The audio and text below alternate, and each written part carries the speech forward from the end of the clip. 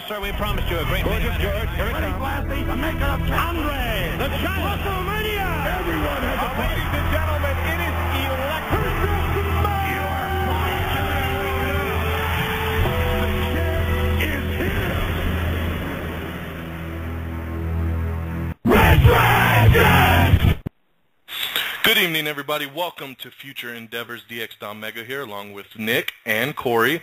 We're going on a half hour early tonight, so hopefully everybody's making the quick adjustments because it's a very special night for us here on Future Endeavors because the champ is here, the Ring of Honor World Heavyweight Champion, Davey Richards, joining us. I'm going to pass it on over to Nick. We're going to roll it out, and we're going to jump straight into it. So, Nick, go ahead and take it away.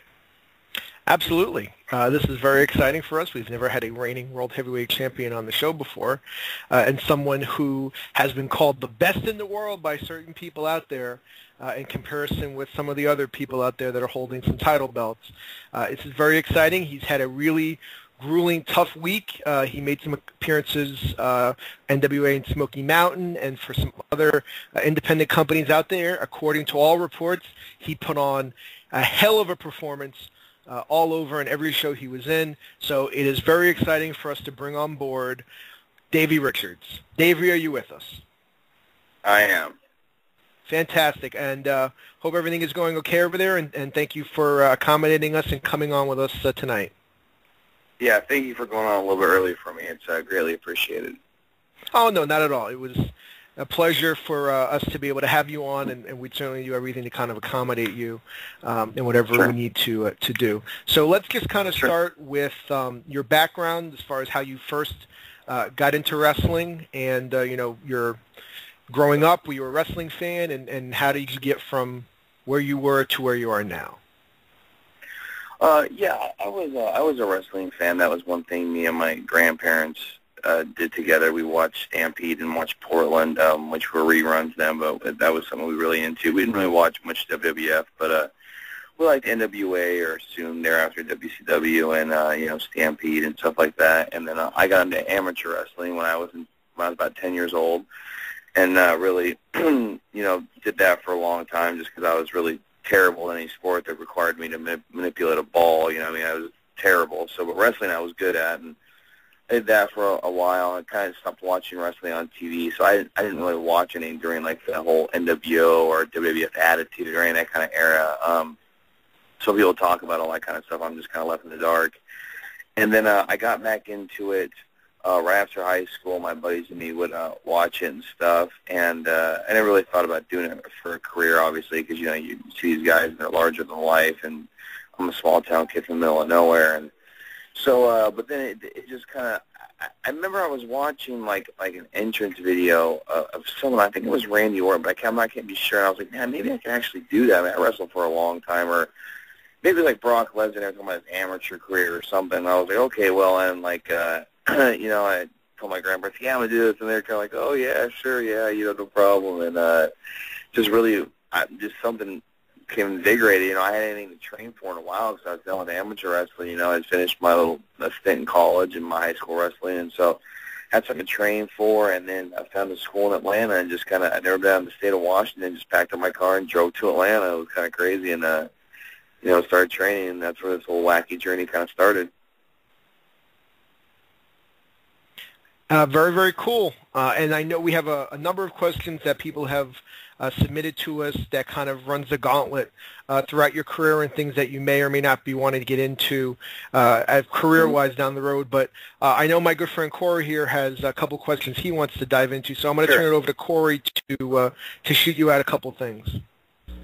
Sure. Yeah, Davey, first thing I want to do is I want to go back to June 26th, the night you won the Ring of Honor World Championship. You had a great match with Eddie Edwards and a great speech after that. And I was wondering, after you got back to the locker room and had a chance to cool down, the adrenaline wore off, what was going through your mind when you finally realized you had captured the Ring of Honor World Championship?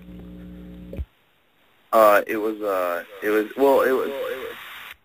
got knocked out midway through the match, and after me and Eddie were both on the top rope, I really honestly I don't remember anything. I saw the video, and you can see me screaming at Cornette for the mic, but Because he was like, "No, you're knocked out. Just relax." So I was kind of in the back, and it was kind of like almost like a vertigo. You know, it was kind of like really queasy feeling. I didn't remember anything. It was a surreal feeling, and after that wore off, just like a lot of closure. You know, it's been kind of a rough few years, and you know, it all meant something. You know what I mean, for all the things that had happened. So like, there's a huge sense of closure, and then I proceeded to get dressed and go out and absolutely destroy myself with bad food with my friends. So we woke up the next morning about 300 pounds heavier. So yes, it started with closure and ended with gluttony.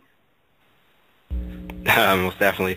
A lot of, hard kicks in that match, some of the most hardest kicks I've ever seen. And I know you have a background in mixed martial arts, and you've trained in mixed martial arts. And being a big MMA fan like myself, seeing guys like yourself and Bryan Danielson and CM Punk use MMA in their wrestling, I want to know, when did your MMA training start, and what inspired you to get into it and to use it, in your wrestling matches? I started training mixed martial arts about 2 years ago, and I was really drawn in through, I got in videos of, like, Pancrase and stuff, and so I found a Pancrase gym in Spokane, watched him, then I moved to Atlanta shortly thereafter to train pro wrestling, and I always, I've always been, an athlete, I've always been a competitor, but, when I was looking at wrestling, mixed martial arts wasn't that big, there was definitely no MMA gyms, you know what I mean, but, like, I wrestled a long time, so I had experience in competing and grappling. And once I got my wrestling career, up and going to where I could afford to pay for classes, and I found a gym and jumped right in, and just been in love with it ever since. And I incorporated into it my wrestling just because that's who I am. I'm an athlete. I'm a martial artist. I'm a wrestler, and I take pride in those things. And I think it's what makes me stand out because you can't fake real technique. You have to earn it, and that's what guys like me and Brian bring to the table. Definitely. Had you not chosen the path to go in professional wrestling, do you think you would have transitioned over into mixed martial arts and become a professional fighter? I would absolutely have given my best shot at it, yeah. I hope I would have been good enough to go pro, but yeah, I definitely would have jumped into mixed martial arts, absolutely. Definitely. My final question is, earlier this year we had the, unfortunate passing of Sweet and Sour Larry Sweeney, and I know during your time in ROH while he was there, you were part of Sweet and Sour Inc. So I was just wondering if you had any, memories or stories you could share about Larry Sweeney and the type of person he was. I didn't know him extremely well because right when I joined Sweet and Sour, I actually got shipped off to Japan for 4 months. When I came back, he was only there a short while and he was gone. But, I mean, from what I knew of the guy, he was a really good guy, and he was always, we'd be cutting promos. He'd always take time to ask me, like, how I was doing, how was home life, just a really personable guy. As outgoing as he was on camera, he was really down to earth. And, and it's tough to see someone kind of degenerate and fall victim to their own demons, but at the same time, everyone's got their own battles to fight, I mean? You can only help someone so much, and it was really unfortunate, man, because I think the people lost the talent, and I think the people who knew him well lost a good friend, so it's definitely a loss on both fronts. Yeah, I definitely agree. It was a sad situation. Well, Davey, for my personal note, I just want to say, you're a fantastic wrestler, and I thank you for coming on here and spending a few minutes with us. Thank you very much. Okay, Davey. Thanks, Corey. We have a few questions that people have either submitted to us on Twitter or emailed us, and just want to dive in here. I guess the most interesting question submitted by our friend Omar is, have you ever been to Egypt, and if so, what was your favorite moment? No, I haven't been to Egypt, but I would absolutely love to go to Egypt, so if Omar can figure out a way to get me out there, I'll be there with bells. Absolutely, and we'll come too then. We'll have you on as a guest. We'll all be from the pyramids. I think that sounds good. Yeah, absolutely. Yeah, deal. I have no shame. I will certainly jump on your coat strings if it gets me a trip. Yeah, right. I don't blame you. One of the we kind of asked this.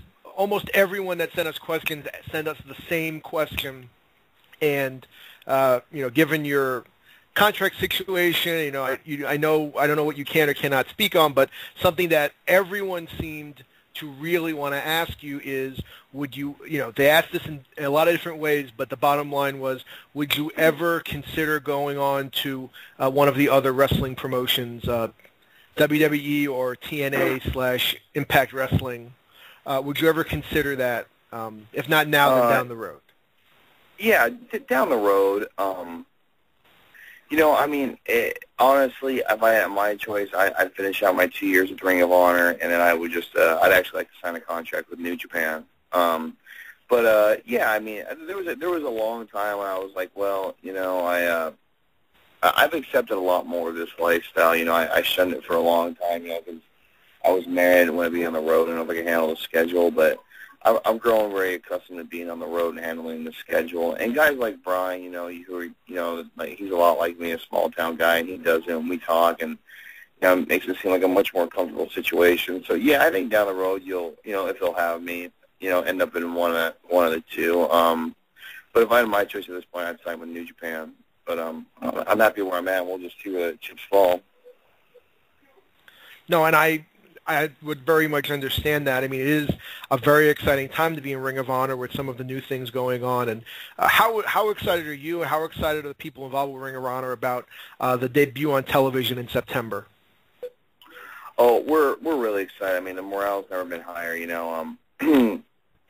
Everyone's not excited just for TV, but just because we're finally getting to show the world like what we can do, and that's not just on some obscure channel, anymore. And and people with they have faith in us. A company that is a stable company with Sinclair. They have faith in us, and that gives us confidence. And when you take the talent that Ring of Honor has and instill confidence in it to go out there and do their thing, and then on top of that, put it on a national spectrum, I think great things are going to happen. Well, just to speak, in the last couple of days, the reports that have come out about the work that you were doing down for Platinum Wrestling and for NWA Smoky Mountain, I know you and Chase Owens went a half an hour, and the ending of that match and the kind of the post-match celebration and everything, you guys got a standing ovation from the crowd, and all reports indicate that it was just a tremendous, tremendous match. Is there anything that you've taken away from the last couple of events? And we had some of our listeners have been at those. Did you have as much fun doing those matches recently as the fans seem to have watching them? Oh yeah, absolutely. If there's anything I hate more, it's funny. I went to OVW on Wednesday, and they told me to do 6 to 7 minutes, and I went over on time because I don't think I know how to do a 5 to 6 minute match. I really don't. I don't feel warmed up till about 10, 15 in, and I like doing those longer matches. And I'm just having a blast because I love the South. I just feel comfortable down here. I like it, and the guys just treat really well. And I was at an NWA show today down at Warner Robins for an awesome little group called Rampage Pro Wrestling, and I was talking to my buddy Jimmy Rave down there, and just how great the up and coming talent is nowadays. Like Chase, I never heard of this guy. We went out there in 30 minutes, and he was just freaking awesome. In Platinum Wrestling, this guy Chip Day, I've never heard of this guy. He's just freaking awesome. And all these guys in Georgia and Tennessee, and it's a treat for me to be like, because sometimes you work with guys who don't really want to do much, get in there and get out, but these younger guys, like they're just so want to go out there and just really push themselves, and it's inspiring to me because I like that. I've always said pro wrestling is a competition of who can put on the best match, who's the best, and I know these guys are just like nipping at my heels. It makes me train harder and stay in better shape and stay on my toes, which is the way it should be because then only the fans win in the end because everyone's getting the best. So I'm having a blast down here. Well, that's great. One of the other questions that was sent in to us was, what would your response be to people that say that wrestling is fake and not a sport? Well, I would say jump in the ring, but I'll put it to you this way. I'm every bit. I've been an athlete since I was 10 years old. I've won state amateur titles. I've won jiu-jitsu competitions. I'm a real athlete, and I will say that nothing has ever been harder physically and mentally than professional wrestling.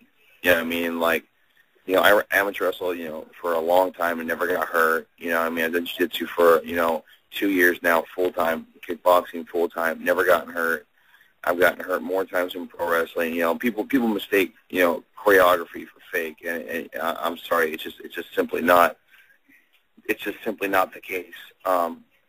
You know, every time we fall, that's really us falling. When I kick someone, I'm really kicking them, you know what I mean? And you have to have heart to be in this, because you got to realize, you know, to be a pro wrestler goes against the very essence of human nature, you know, and the very essence of human nature is to avoid pain. That's why I don't like getting shots. That's why we avoid bees. That's why we avoid, you know, stinging nettles. But in pro wrestling, not only do we have to accept pain, we have to embrace pain and learn how to use pain to, you know, to gain emotion out of an audience.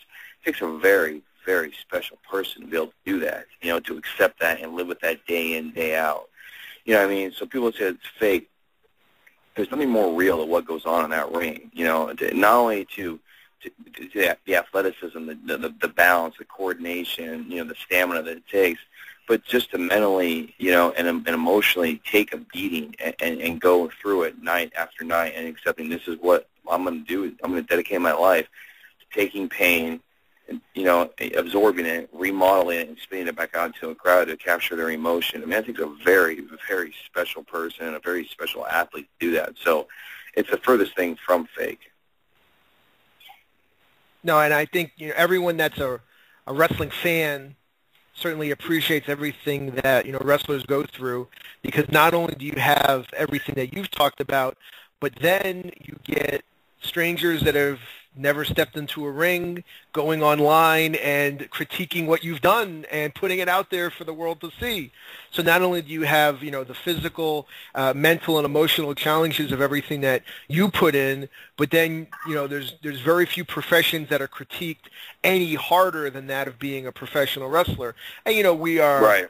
You know, having been, you know, doing our show and doing things, you know, we are just as guilty as anyone else. So, you know, not only you have that, but then you have to be able to have that thick skin and not be able Right. to kind of lose your mind. And we've seen a little bit on Twitter, some wrestlers kind of get a little, I don't know what the right word would be, a little animated with people when they're kind of questioned about things, fire back. So, you know, I think from all...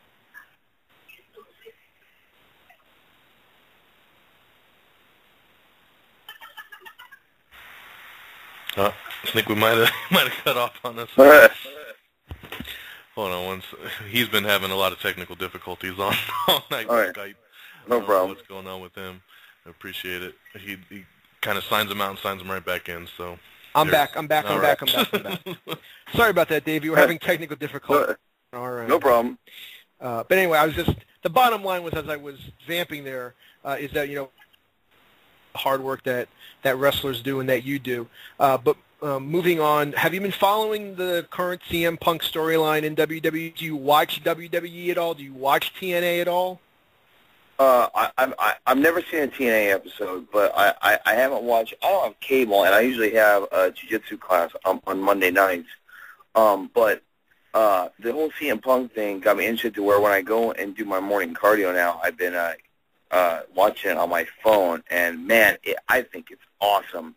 I've been watching Brian's stuff and like all these guys, and I think their product is awesome. Because I hadn't watched it in a long time. I was really unfamiliar with everything, and then I can't remember the CM Punk thing, and my friend Tony Casino told me about it, and I was watching it, and I think it's I think it's awesome. So yeah, I'm slowly catching back up on everything, but I'm enjoying it.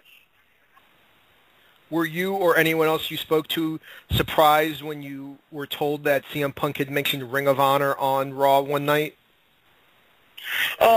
You know, honestly, I wasn't surprised just because, you know, like, no, you gotta realize I've never really met him. He was before my time, very briefly. I have a ton of respect for the guy.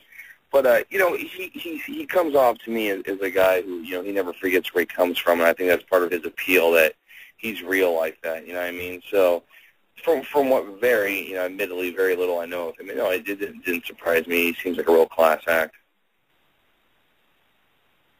Well, I will say, not to disparage any other wrestling promotions, but you are certainly not missing anything by missing TNA on a regular basis. Yeah, I you know, I think I'm told that on a weekly basis. So yeah, it must be pretty stinky. You know, those are your words. I would use far worse language, but that's basically the bottom line. Well, I don't want to keep you too long. I know you have a lot of things going on, but I wanted to end with this. Kevin Kelly, who is a Ring of Honor announcer, formerly works for WWE, had said on CM Punk being called the best in the world, "I love CM Punk. I never met him personally, but when I meet him, I will shake his hand." But Punk wears a shirt on TV saying he's the best in the world. Well, he's not the best in the world until he defeats Davey Richards. Davey Richards is the best wrestler in the world, hands down. What would your response be to that?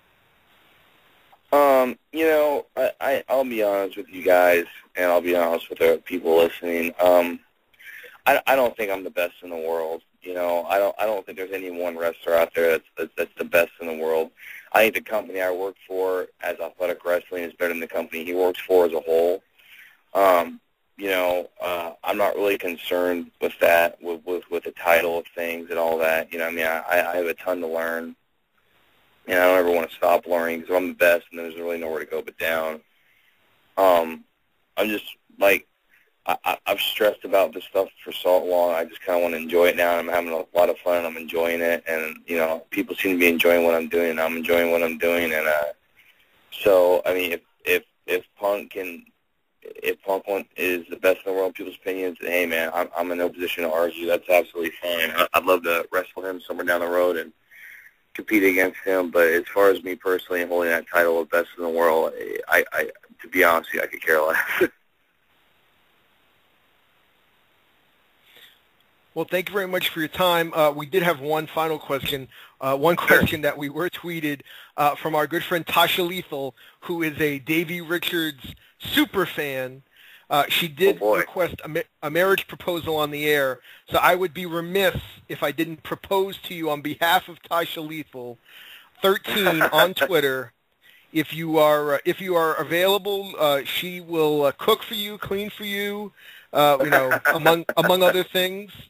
But I couldn't let the interview go by without giving Tasha Lethal 13 a little love.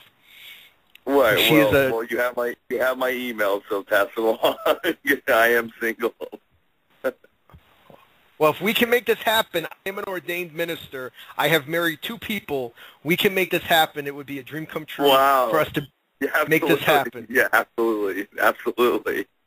I'm sure this is not your first marriage proposal from a fan of yours, but I assure you it is the most sincere. Oh, I don't doubt it for a second. Fantastic. Well, Davey, I really appreciate your time and everything, and maybe we'll have you on the show again sometime. Thank you for your time, and I know our fans would love to hear back from you sometime in the future. Awesome. Thank you all so much. Thanks, Davey. Bye-bye. Thank you.